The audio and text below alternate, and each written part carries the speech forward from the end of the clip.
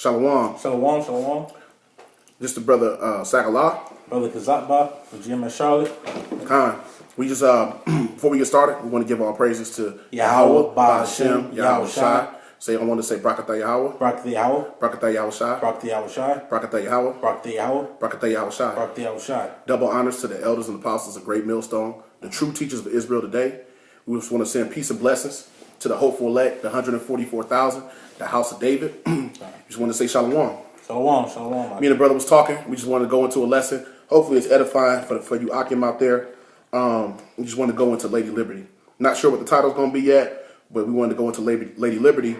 And I had there's a quote, which is actually a poem that was written by a woman that I wanted to go into on Lady Liberty. And we wanted to get into what that poem is speaking about. Because it spoke a lot about a lot of different things in that poem that's supposed to be the symbol of America. We know that America in the scriptures is Babylon, Babylon the Great. You know, and the scriptures say it would be called the great city, like unto Sodom and Egypt. So there's a lot of symbolism in that poem. I just wanted to get into that. Me and the brother wanted to speak about that. All right. So this is a little history on the Statue of Liberty. It says, what is the quote on the Statue of Liberty? There are several phrases associated with the Statue of Liberty, but the most recognizable is "Give me your tired, your poor, your huddled masses yearning to breathe free." This quote comes from Emma Lazarus, and it says, which she wrote for a fundraiser auction to raise money, upon which the Statue of Liberty now sits. It says the poem did not even receive much recognition and was quite forgotten after the auction. I continue on. It says in the early 1900s, and after Lazarus' death, one of her friends began a campaign to memorialize Lazarus' sonnet or her poem. The effort was a success, and a plaque with the poem's text was mounted inside the pedestal of the statue. So this is inside the pedestal of the statue is this poem that I'm about to read, and what me and the brother about to go into. So it says, this is how the poem reads. It says, "Not like the brazen giant of Greek fame, with conquering limbs astride from land to land. Here at our sea-watched sunset, gates shall stand.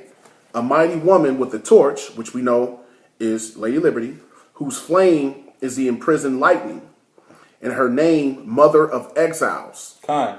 And may I say something about that? It says Mother of Exiles. Now, when you exile a person out of a place, that means they're unwanted, they're undesirable, man. That's so right. basically, the undesirables of all these countries coming to America, man.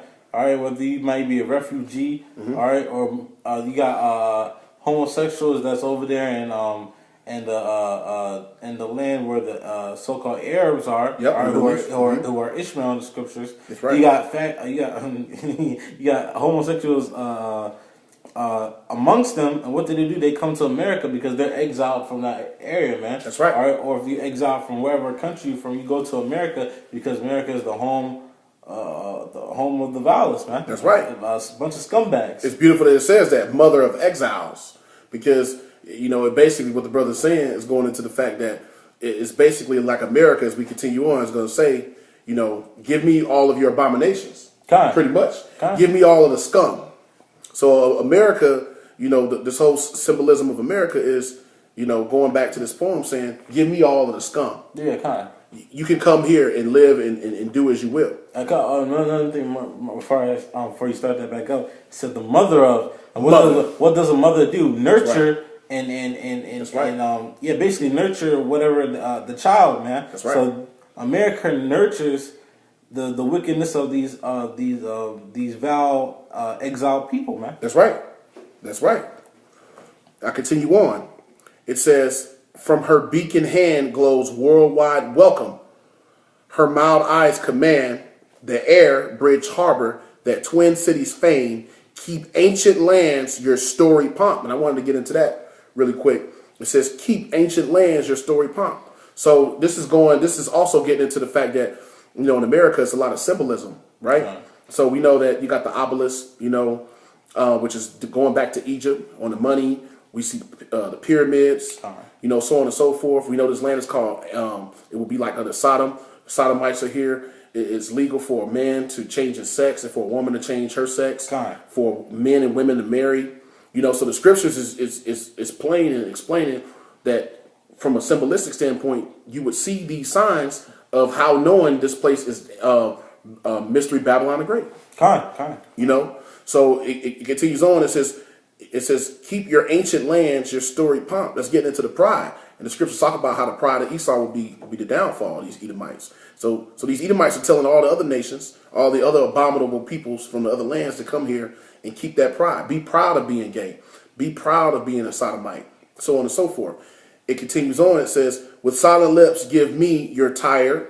This is the most famous part of this poem. Give me your tired, your poor, your huddled masses yearning to breathe free. No, man, when I say this, now you got, like you said, exactly what that says, that poem says. You got the poor of all these countries coming here trying to make a living in America. You know, it said the tired, the homeless. You got a bunch of homeless people in America, man. Like, all these people are, like you said, the outcasts of their society, so they come to America to thrive, man. That's right. And this place purely thrives off of wickedness, man. Nothing righteous thrives other than this truth. That's right. And this whole world, man. That's right. That's right. That's right. Good point. Good point, huh? It says the wretched refuse of your teeming shores, send these, the homeless, the tempest tossed to me. I left my lamp beside the golden door. And we know this place is called also the Great City. So this is a part of that when it says the golden door, because, you know, to many it's an illusion. And I wanted to get into a few scripts, you know, touching on the fact that, you know, what the symbolism of America, which is, you know, it's the land of the free and the home of the brave. It's all an illusion. Oh, the harlot. You know, harlot. America is known as the harlot, man. That's right. And that Lady of Liberty, the Statue of Liberty is the showing of that harlot, man. Because as the scriptures say, you're not supposed to let a woman be out here in liberty. If you do, that's right, she becomes a whore, man. That's right. So Lady Liberty is that whore, man. All right, right. America is Lady Liberty, the whore of the world, man. That's right. That's right. That's right. That's 100% right. And I know the scripture go into how you're not supposed to let don't give a wicked woman liberty. So this whole has been running wild. You know, with the whole world. But we want to get to a few scripts. This will be a 2-part series about Lady Liberty, and this is part 1. We'll get to a few scripts, and then we'll go over to part 2. So the first script I wanted to get into is the book of Revelation, the 11th chapter, which a lot of brothers know very well. I just want to touch on a few points. Verse 8 and verse 9. So I start at Revelation 11 and 8. It reads, "And their dead bodies," speaking about the Israelites, you black, you Hispanic, and you Native American people. Your dead bodies, being spiritually dead, their dead bodies shall lie in the street of the great city. We know that's another name, you know, that's given to Babylon the Great, which is known as America today. But in the scriptures, it was called Babylon the Great. It says, shall lie in the great city, which spiritually is called Sodom in Egypt. And we know why, because Egypt, you know, going back to the book of Exodus, it says that Egypt is the house of bondage.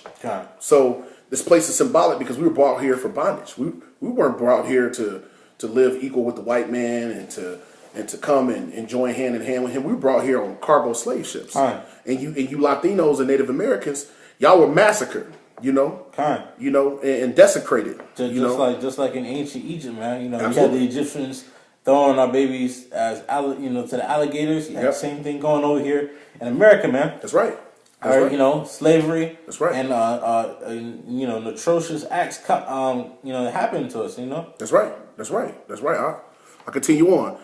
Sodom in Egypt, where also our Lord was crucified. Yahweh Shai's image, the image of Yahweh Shai, Hamashiach Yahweh Shai, the Messiah, is crucified. Just start with his name.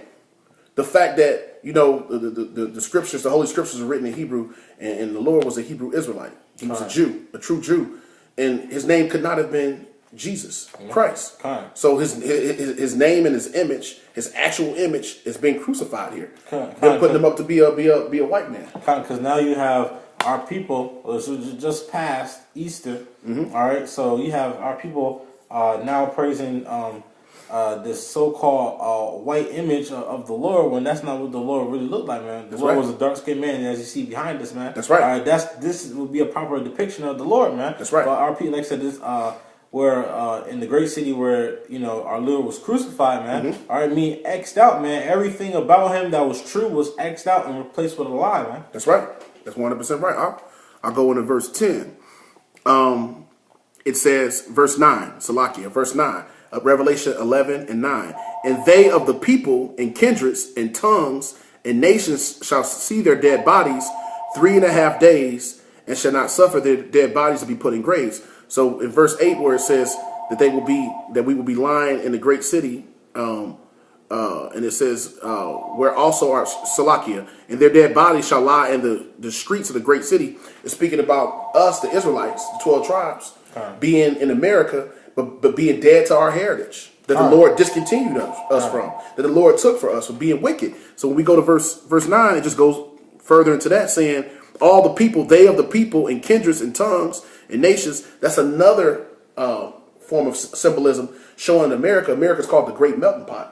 And that's more symbolism on this place being America for you simple-minded niggas who think that America is not Babylon the Great. It says, and they of the people and kindreds and tongues and nations shall see their dead bodies, shall see them with no heritage, no history, no understanding of who they are. It says, and shall not suffer their dead bodies to be put in graves. And it says 3.5 days, speaking of being symbolic of 350 years. Us losing our heritage. Because before we got here, even when we were in Africa and in other nations, we knew who we were.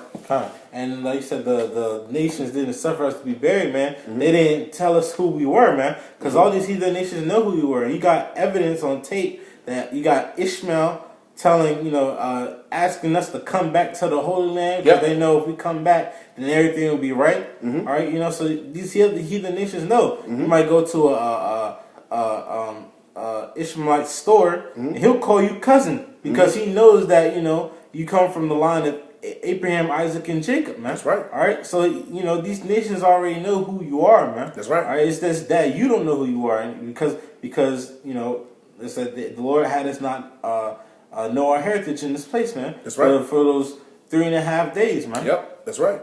That's a good point. And then it further goes on to to talk about the fact that when you really get into it, talk about the fact that we, in losing our heritage, these nations knowing that. I know Psalms the 83rd chapter goes into those nations, how they destroyed us. How they plotted to destroy us. So those nations know. You had the president of Egypt in the 1970s.